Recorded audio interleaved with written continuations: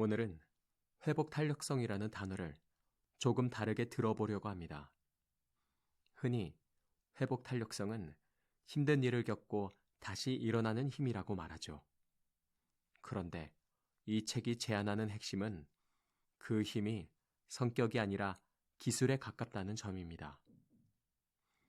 타고난 기질이 전부가 아니라는 말, 그리고 훈련하면 실제로 달라질 수 있다는 말은 어떤 사람에게는 위로가 되고 어떤 사람에게는 희망이 되고 또 어떤 사람에게는 아주 현실적인 전략이 됩니다. 오늘 낭독은 정신력이 강해지자 같은 구호가 아닙니다. 오히려 우리가 흔히 정신력이라 부르는 것의 상당 부분이 감정 조절, 충동 조절, 주의 조절 같은 구체적인 능력의 조합이라면 그 능력들은 어떻게 훈련할 수 있는지, 그리고 일상에서 어떻게 써먹을 수 있는지 그 길을 차분하게 정리하는 시간입니다. 회복 탄력성은 무너지지 않는 사람의 능력이 아니라 무너졌을 때 더 빨리, 더 건강하게 되돌아오는 사람의 능력입니다. 인생에서 스트레스는 피할 수 없고 상처도 피할 수 없습니다. 그런데 사람마다 차이가 나는 건 그 사건이 얼마나 컸는가가 아니라 그 사건을 내 몸과 마음이 어떻게 처리하는가입니다.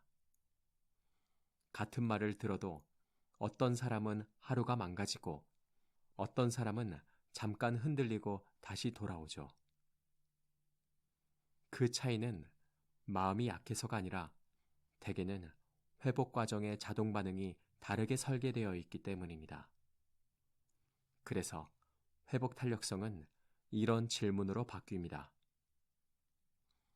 스트레스를 받으면 몸은 어떤 반응을 먼저 일으키는가?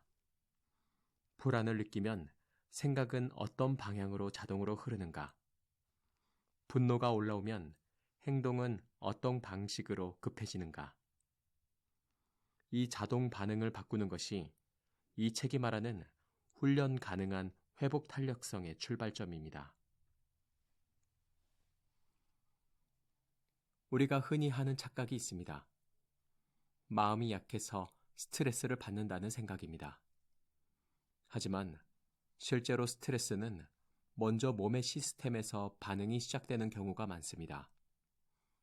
심장이 빨라지고 호흡이 얕아지고 어깨가 굳고 턱이 힘이 들어가고 그 다음에야 뇌가 상황을 해석합니다. 그리고 뇌는 이렇게 해석하죠. 지금 위험한가 보다.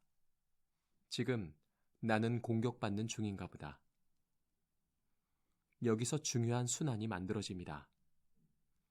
몸이 먼저 흥분했는데 뇌는 그 흥분을 현실 위기로 해석하면서 생각을 더 불안하게 만들고 불안한 생각은 다시 몸을 더 흥분시키는 악순환입니다. 그래서 회복 탄력성의 첫 번째 실전은 생각을 바꾸자 이전에 몸의 신호를 먼저 낮추는 것입니다.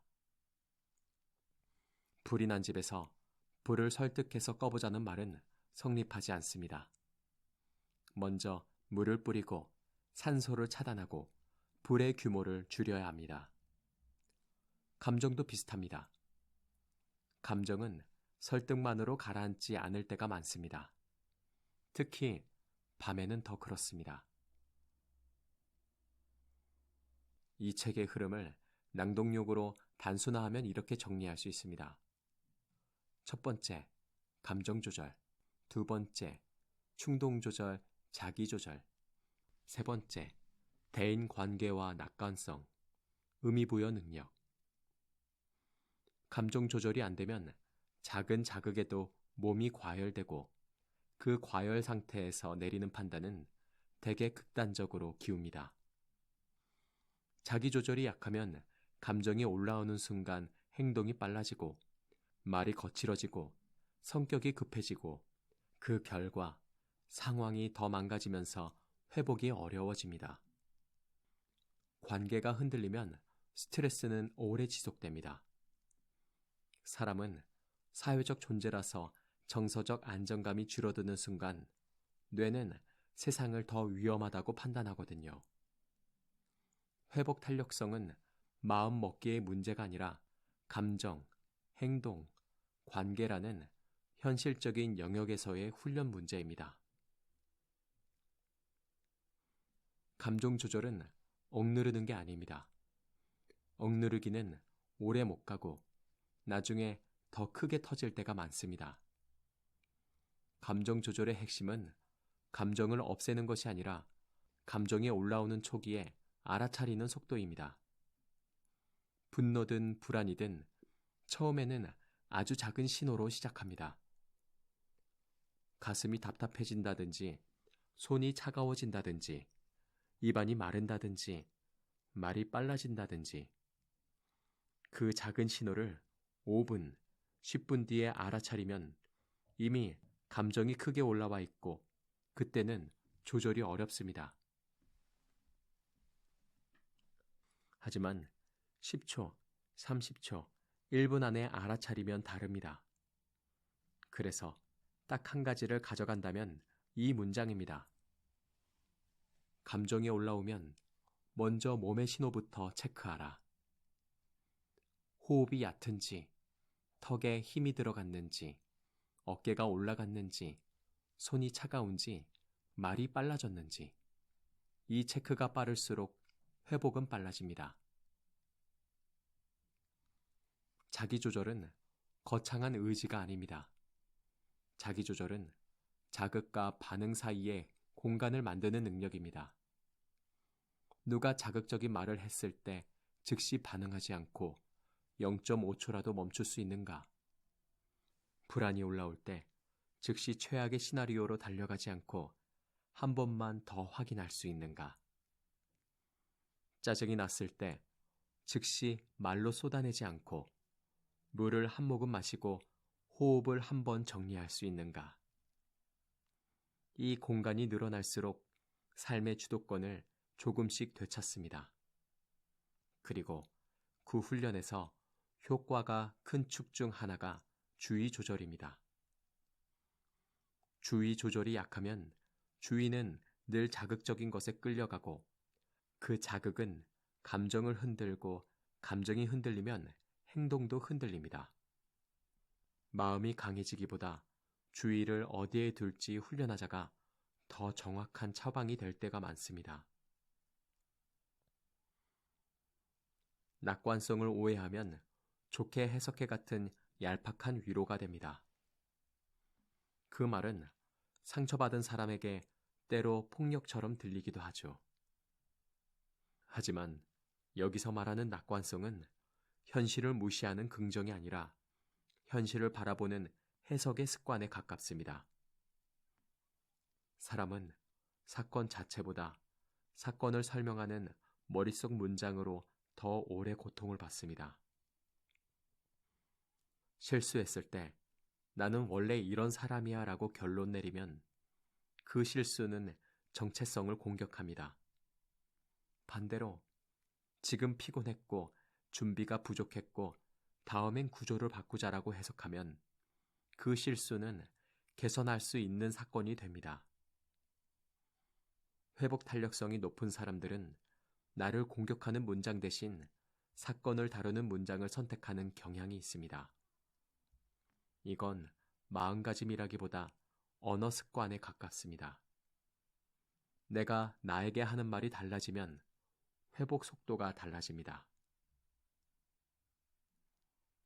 회복은 혼자 하는 것 같지만 실제로는 관계의 영향을 강하게 받습니다. 사람에게는 정서적 안정감이 필요합니다. 약해졌을 때도, 실수했을 때도, 무너졌을 때도 완전히 버려지지 않는다는 감각. 이 감각이 있을 때 뇌는 세상을 덜 위험하다고 판단하고 신체의 긴장도 내려갑니다. 그리고 그때 비로소 생각이 정리되고 선택이 돌아옵니다. 좋은 관계는 항상 즐겁고 밝은 관계가 아니라 힘든 이야기를 해도 괜찮은 관계, 침묵이 생겨도 깨지지 않는 관계. 감정이 올라와도 다시 대화할 수 있는 관계입니다.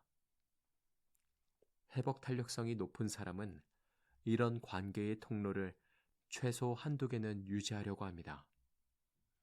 그 통로가 곧 회복의 길이기 때문입니다. 여기서는 대단한 결심이 아니라 작고 반복 가능한 루틴이 핵심입니다. 1단계, 신호 포착. 감정이 올라오기 시작하면 몸의 신호를 먼저 찾습니다. 호흡, 턱, 어깨, 손, 심장, 말의 속도. 지금 올라오고 있구나. 이 한 문장을 속으로 조용히 말합니다. 2단계, 몸을 먼저 낮추기. 호흡을 길게 뱉습니다. 들이마시는 것보다 내쉬는 숨을 길게. 가능하면 물 한 모금. 몸이 내려오면 생각도 따라 내려옵니다.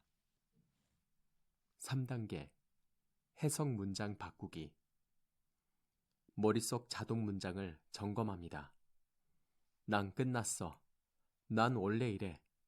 다 망했어가 나오면 사건을 다루는 문장으로 바꿉니다. 지금 흔들리고 있다. 지금은 판단을 미루자. 오늘은 회복을 먼저 하자. 4단계, 관계 또는 행동으로 연결하기. 혼자 끙끙 앓지 않도록 짧은 메시지라도 보냅니다. 혹은 내일의 나를 돕는 행동을 하나만 합니다. 정리, 산책, 샤워, 메모, 준비. 아주 작아도 됩니다. 중요한 건 회복을 행동으로 번역하는 것입니다. 완벽하게 하려고 하면 오래 못 갑니다.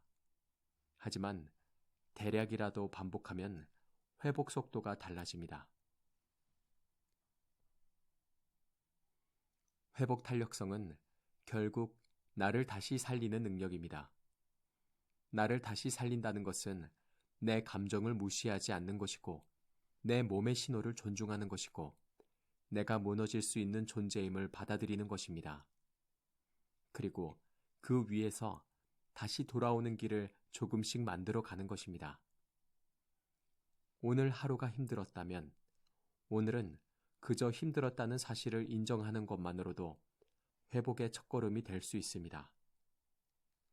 회복 탄력성은 완벽한 사람의 특권이 아니라 흔들리는 사람의 기술입니다.